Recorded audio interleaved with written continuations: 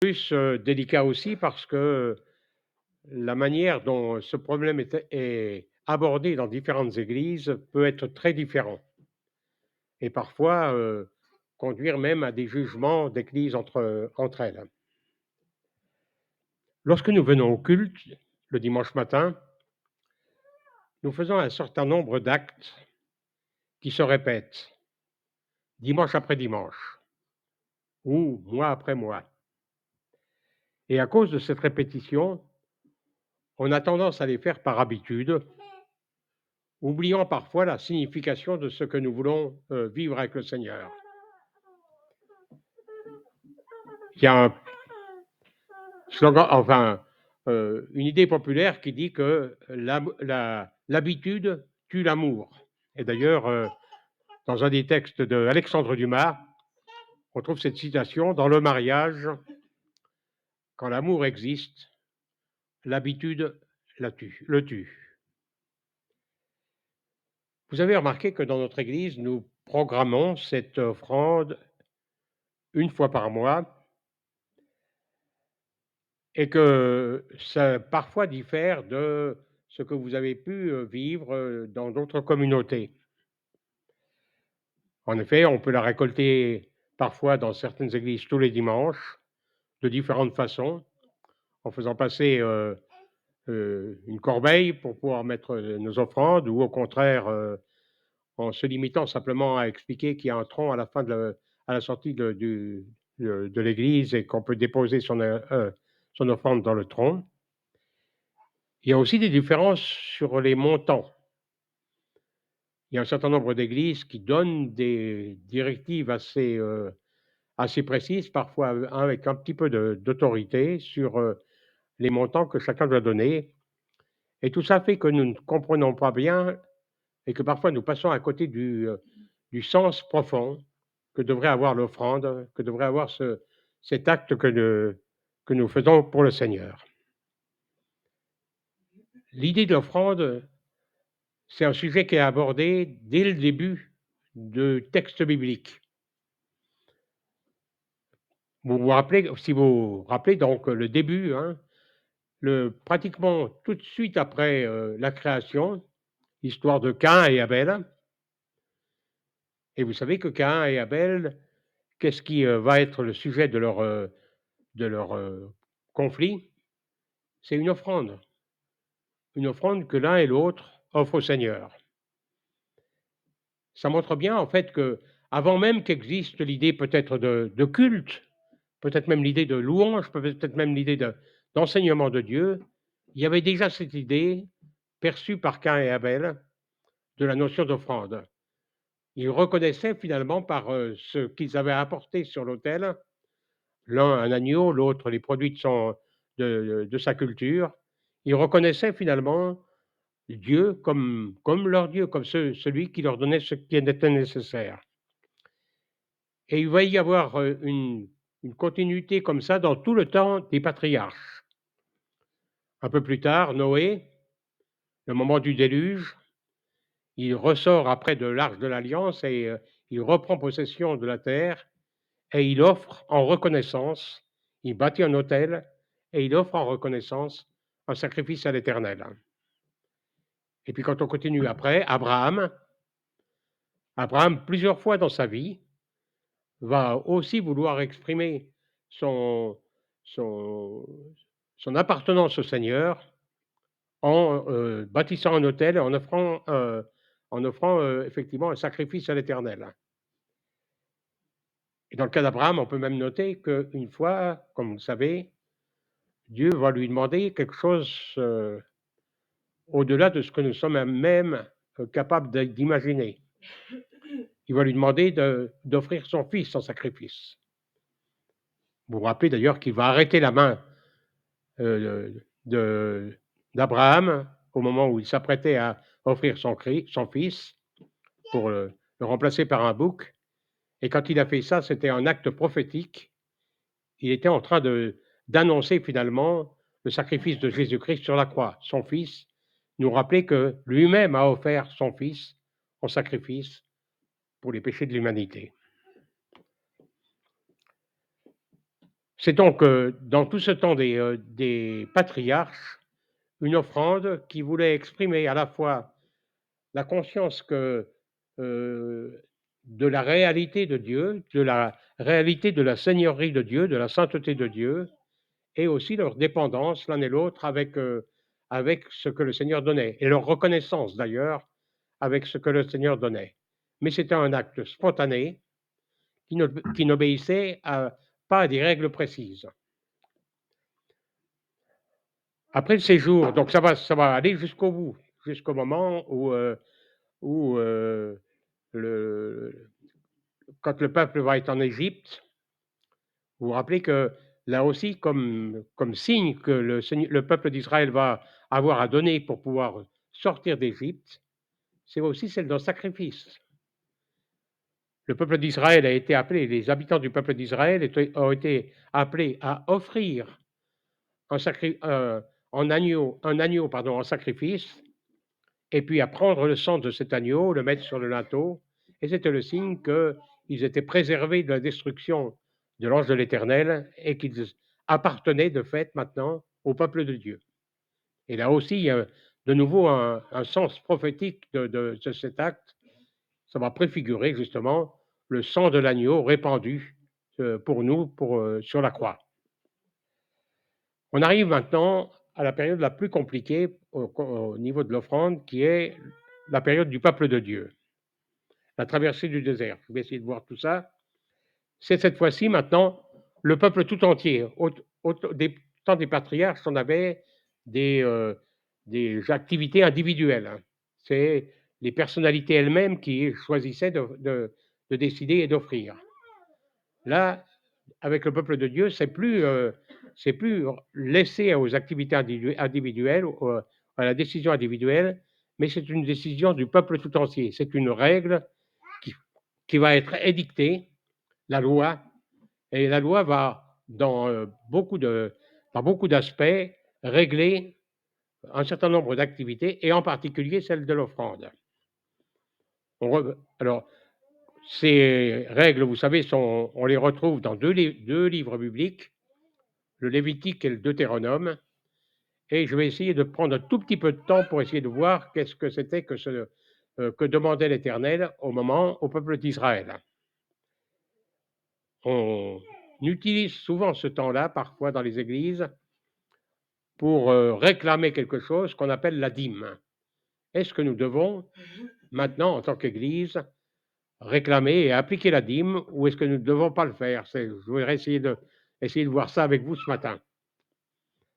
Quand on regarde donc ces textes de Lévitique et de Deutéronome, on va peut-être avant de dire ce qui va être déterminant avec cette approche que l'on trouve de la loi dans le peuple d'Israël, le critère qui va être pris, c'est est-ce que je reconnais la sainteté de Dieu? Et la manière dont je reconnais la sainteté de Dieu, ça va se traduire par l'obéissance. L'obéissance va être la pierre j'allais dire, qui va définir réellement la réalité de la manière dont nous voyons Dieu. Dans le peuple d'Israël, on retrouve diverses offrandes avec leurs raisons et leurs règles. Si j'essaye de résumer, ce n'est pas tout à fait simple, mais si j'essaye de résumer, on retrouve d'abord des offrandes rituelles régulières. L'Holocauste, c'est la première dont on nous parle, qui est décrit en Deutéronome 12, qui est un acte d'adoration et de soumission. On apportait une offrande, en offrande, la dîme, 10% de ses revenus, soit sous forme directement d'animaux, soit sous forme d'argent qui était transformé après pour qu'on puisse pour acheter des animaux, et on offrait en sacrifice ces animaux sur l'autel dans le temple. 10% des revenus, 10% des récoltes pour honorer Dieu. C'est une partie, enfin la première partie de ce sacrifice était réservée à Dieu. Elle était consumée complètement, et ça servait à ce que la Bible décrit comme un sacrifice de bonne odeur qui montait vers l'Éternel. La deuxième partie était réservée aux Lévites et aux prêtres pour leur subsistance. Et la troisième partie était réservée au peuple. Elle était gardée et le peuple, en fait, mangeait ensemble le reste des offrandes. Pour, comment je pourrais dire, pour illustrer ça avec notre vocabulaire à nous, eh ben, c'était un repas fraternel à la fin de l'offrande.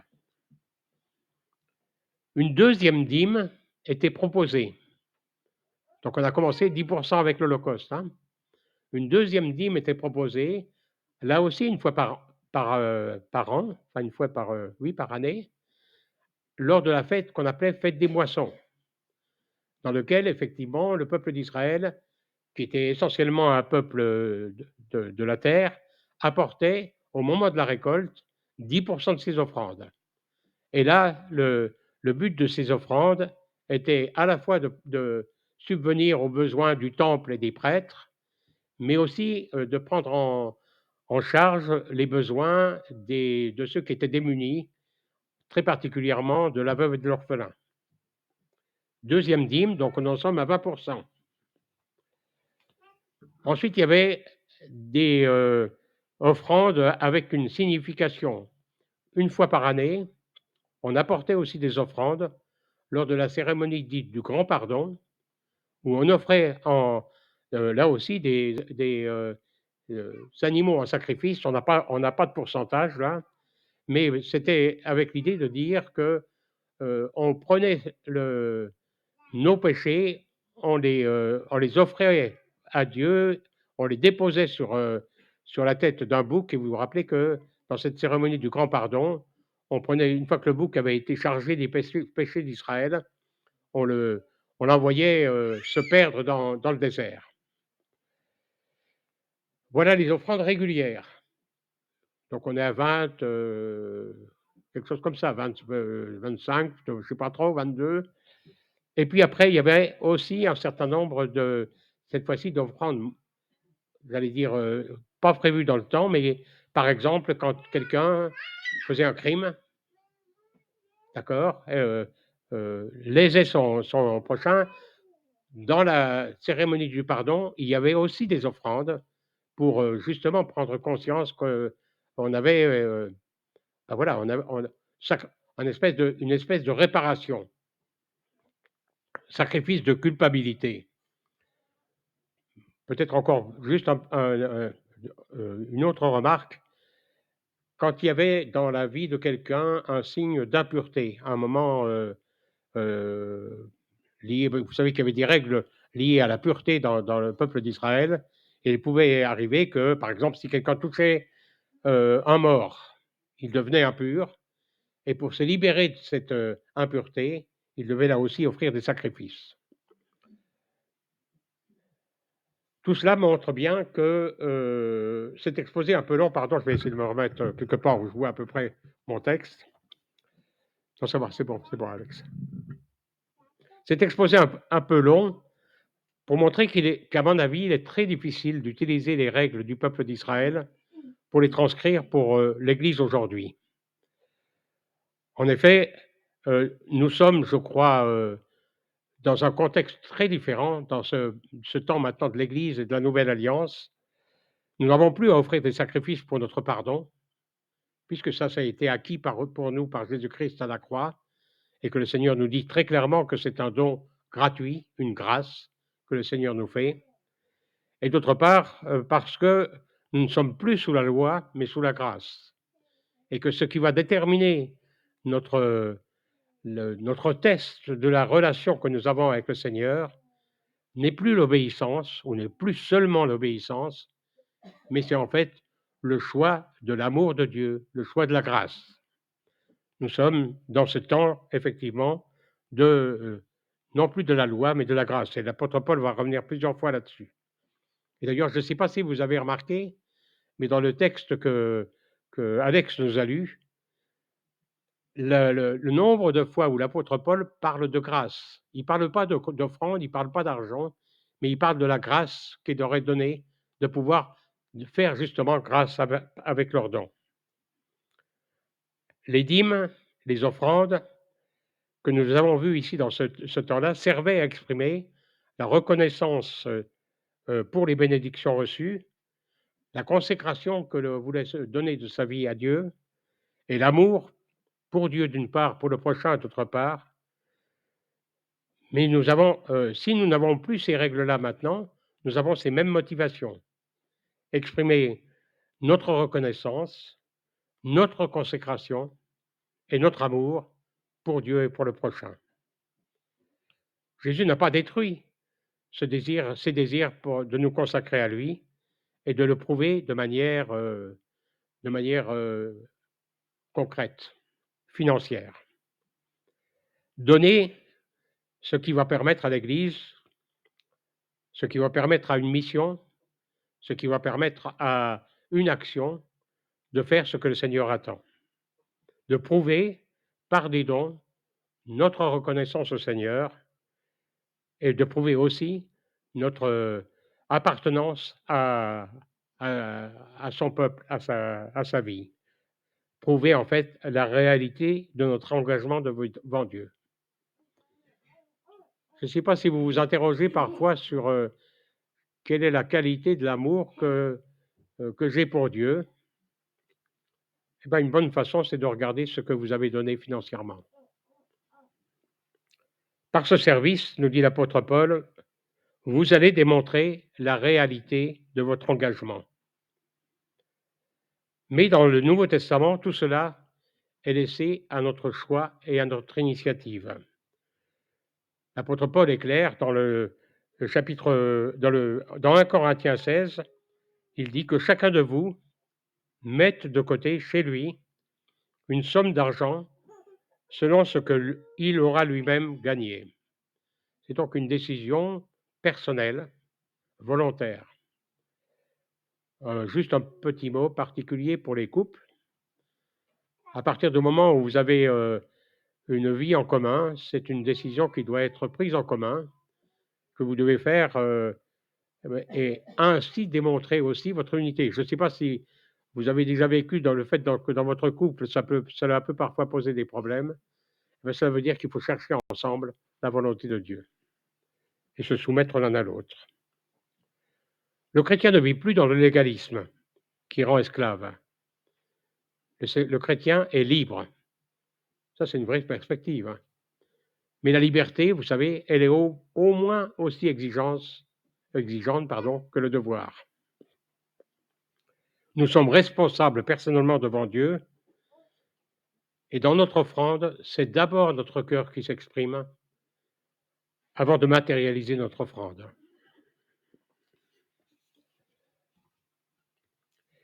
Si nous voulons savoir si nous aimons vraiment le Seigneur, eh bien, l'apôtre Paul nous dit que nous pouvons ainsi tester la sincérité de notre amour, que chacun donne comme il l'a résolu en son cœur, sans tristesse ni contrainte, car Dieu aime celui qui donne avec joie. Si nous donnons par contrainte, si nous regrettons ce que nous avons donné à Dieu, il faudrait revenir au pied de la croix et confesser que nous n'avons pas la bonne attitude. Le Seigneur nous libérera de nos anciennes habitudes et peut-être parfois de notre esclavage de l'argent pour que nous puissions faire cela de manière libre. La source de l'offrande n'est pas notre porte-monnaie, mais notre cœur. Jésus, les évangiles nous racontent une histoire. Jésus est devant le temple et il regarde les gens qui mettent leur offrande. Il voit les pharisiens qui mettent des pièces et il voit aussi une veuve, excusez-moi, qui met 2 petites pièces d'argent dans le tronc. Et Jésus dit dans Luc 21, verset 4, Jésus leva les yeux et vit les 2 petites pièces. Et il dit, je vous le dis en vérité, cette pauvre veuve a mis plus que tous les autres. Car ce qu'elle a mis, c'était son superflu, alors que tous ceux-là ont mis des offrandes dans le tronc, mais elle a mis son nécessaire. C'est sûr que ce qu'elle a mis ne pouvait pas subvenir aux besoins du temple, mais que c'était en fait ce qui était le plus important pour elle, elle y a mis sa bonne volonté.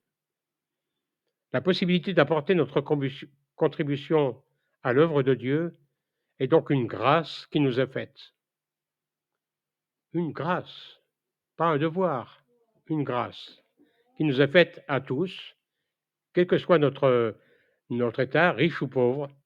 Ne nous privons pas de cette grâce, de cette bénédiction. Le Seigneur nous invite à donner avec joie. Et je ne vais pas faire la collecte après, hein. Je continue. Quel sera le montant de ma participation financière? Ben ça, j'ai expliqué de manière, plusieurs fois que c'est un choix de notre part, c'est un privilège. Nous pouvons remarquer que Jésus a approuvé la veuve à travers le don, même si je suis bien conscient que cela ne pouvait pas être suffisant pour les besoins du temple. Mais elle a donné de son nécessaire. Et Dieu connaît le cœur de chacun, et d'ailleurs, il connaît aussi la situation financière de chacun. Le Seigneur, en tout cas, multiplie les bénédictions envers celui qui prouve son engagement par sa générosité.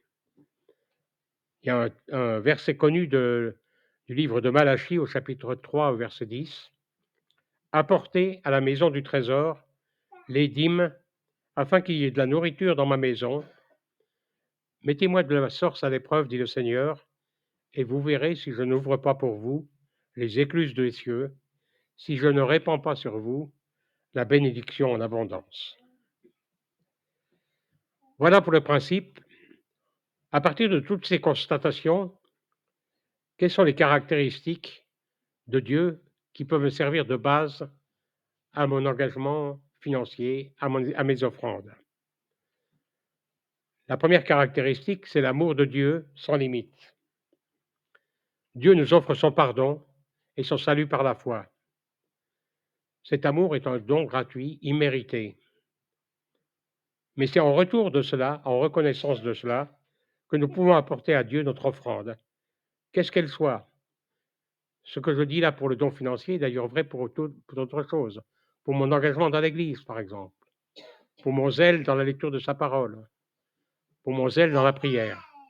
Toutes les choses que le Seigneur me demande sont en fait les conséquences de la reconnaissance de l'amour que Dieu a pour moi. La deuxième, c'est la fidélité de Dieu et la fiabilité de ses promesses. Nous pouvons donner parce que nous savons que le Seigneur prend soin de nos besoins, connaît ce dont nous avons besoin. Il y a de nombreux textes qui racontent cela, qui nous prouvent que le Seigneur connaît nos besoins. Rappelez-vous l'histoire du lys des champs ou des oiseaux dans le ciel. Enfin, la troisième donnée, je dirais, c'est l'autorité et la seigneurie du Seigneur. Sa puissance, sa sainteté. Le Seigneur est digne de régner et je dois m'efforcer, rechercher et m'efforcer de faire sa volonté dans ma vie personnelle, mais aussi dans ma vie d'église, dans ma vie de famille et partout là où le Seigneur me place. Le Seigneur nous donne la mission, les moyens d'être des témoins et des lumières dans ce monde. Je vais terminer maintenant de manière plus concrète en regardant comment à l'Église nous pratiquons actuellement, en essayant d'expliquer pourquoi nous avons fait ces choix et éventuellement de discuter ces choix. Vous voyez que parfois le message est difficile, hein? Oui, un bonbon, ça ira, hein? On consacre, comme vous le savez, le premier dimanche du mois à la collecte des offrandes. On laisse à chacun le choix des montants et de la manière de donner. On peut le faire par des virements, on peut le faire par des chèques, on peut le faire de manière numéraire, soit en les mettant dans une corbeille, soit en les déposant dans le tronc qui est à la sortie de l'église. Il faut décider cela et vivre cela ensemble dans l'unité. C'est un acte à la fois personnel, mais c'est aussi un acte communautaire. Je rappelle, entre parenthèses, que nous ne devons pas nous tromper. quand nous faisons une offrande, nous ne donnons pas à l'Église, nous donnons au Seigneur. Ensuite, le Seigneur va confier à l'Église la gestion et l'utilisation de ses moyens. Dans notre cas, on confie la gestion, nous, à un responsable financier qui récolte ses dons et ensuite, normalement, et qui en fait qui les numérode, je dirais, qui donne leur valeur. Mais c'est ensuite à l'Église tout entière de se charger de la responsabilité de l'utilisation de ces dons, de vivre cela dans l'unité. On doit évidemment assurer un certain nombre de choses. On doit assurer le salaire du pasteur, le fonctionnement de l'Église, les charges des bâtiments, les charges des diverses activités que l'Église réalise. L'Église choisit aussi de soutenir des activités extérieures, par exemple le fonctionnement de l'association des Églises libres, mais par exemple aussi un certain nombre d'activités missionnaires, par exemple, ou d'activités d'aide aux plus démunis, des associations. Il faut le dire avec force, quand on fait une offrande et ce que l'offrande, enfin ce que nous décidons de ce que doit faire l'offrande, c'est un acte spirituel, cultuel. Ce n'est pas un acte financier, c'est un acte dont nous devons comprendre la signification spirituelle. C'est un acte du même ordre que toute une série d'actes que nous considérons comme des actes spirituels. C'est aussi important vis-à-vis de Dieu que la louange. C'est aussi important vis-à-vis de Dieu que la prédication. Et puis je pourrais rajouter, c'est aussi important que l'enseignement des enfants, que c'est du même ordre que la Sainte Seine, que le baptême, que toutes les choses que Dieu nous demande de faire pour lui. Il s'agit d'un acte spirituel. Cela doit se faire donc de manière communautaire, en recherchant par la foi, avec l'aide du Saint-Esprit, quelle est la volonté de Dieu, dans notre volonté personnelle et dans la manière dont dont l'Église va l'utiliser. Et dans tout cela, Dieu doit être honoré, magnifié. Ça doit être quelque chose qui valorise la personnalité de Dieu. Cela doit être un acte d'adoration. Je vous donne maintenant ma vision personnelle de nos pratiques actuelles. J'approuve l'idée d'une collecte mensuelle le premier du mois, parce que nous revenons ici à une idée qui me semble aussi importante, qui est l'idée d'utiliser le début, les prémices des récoltes, c'est ce qui était la règle dans le peuple d'Israël, les prémices de ce que nous gagnons. Si je vous le disais de manière brute, je pense que quand nous recevons notre salaire, la première chose que nous devrions mettre de côté, c'est l'offrande pour le Seigneur.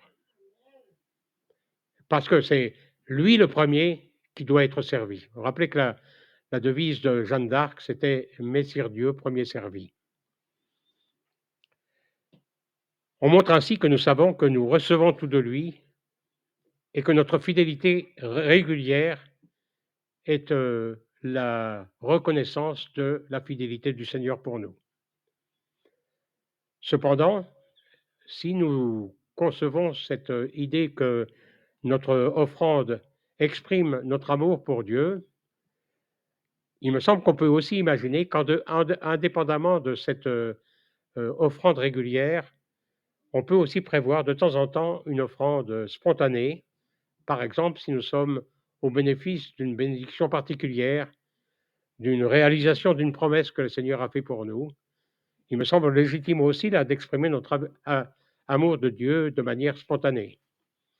J'allais dire pareil, il est assez normal que nous puissions nous faire régulièrement une offrande dans un couple, par exemple, mais en fait, de temps en temps, si indépendamment de ce que nous partageons régulièrement, si ça se traduit par un cadeau spontané, c'est souvent bien reçu. Je suis sûr que le Seigneur reçoit bien quelque chose qui vient du cœur.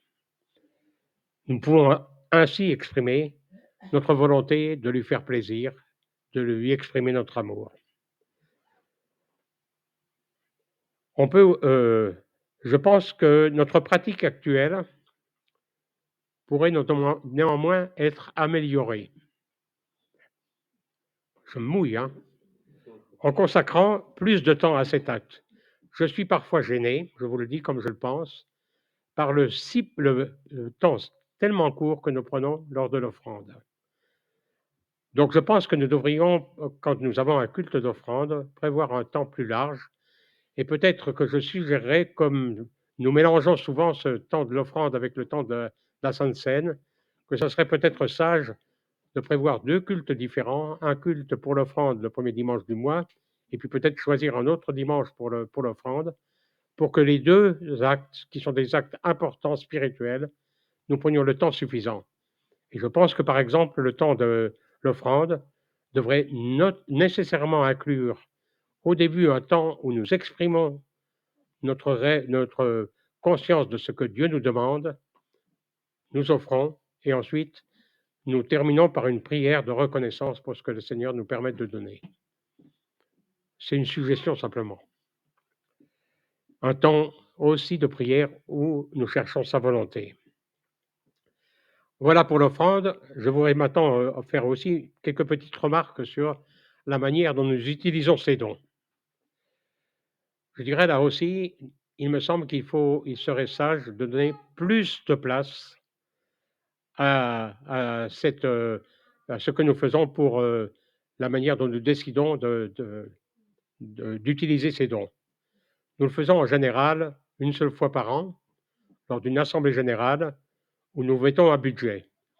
Et je sais bien que, comme j'ai été responsable financier, je sais bien que quand arrive le moment lors de l'assemblée générale, de l'étude des comptes, c'est en général un moment difficile où il y a un certain nombre de personnes qui bâillent. Eh bien, c'est pas juste. Nous devrions considérer que c'est au contraire un moment spirituellement important où nous devons décider ensemble de ce que nous devons faire pour le Seigneur, rechercher ensemble la volonté de Dieu. Et là aussi, je pense que ça serait bien, lors de l'assemblée générale, de prendre un temps plus long, non pas pour prendre plus de temps pour décider, ergoter sur il faut mettre 25 ou 35% là, mais pour ensemble nous rendre compte que c'est le Seigneur qui nous confie cet argent et que nous devons rechercher sa volonté pour l'utiliser au mieux. Cela implique, me semble-t-il, une place plus importante de la prière, mais aussi du partage communautaire. Rechercher la volonté de Dieu, c'est s'unir ensemble pour découvrir ce que Dieu veut. Il y a dans cette recherche de la volonté de Dieu une dimension communautaire forte. Toutes ces pratiques, qui semblent terre à terre, sont importantes parce qu'elles doivent nous servir à magnifier, à glorifier le Seigneur et que nous puissions le faire dans nos vies personnelles comme dans la vie de l'Église. C'est cela que je souhaite pour chacun de nous ce matin. Je voudrais terminer par la prière. Prions ensemble. Seigneur, tu ne désires pas des gestes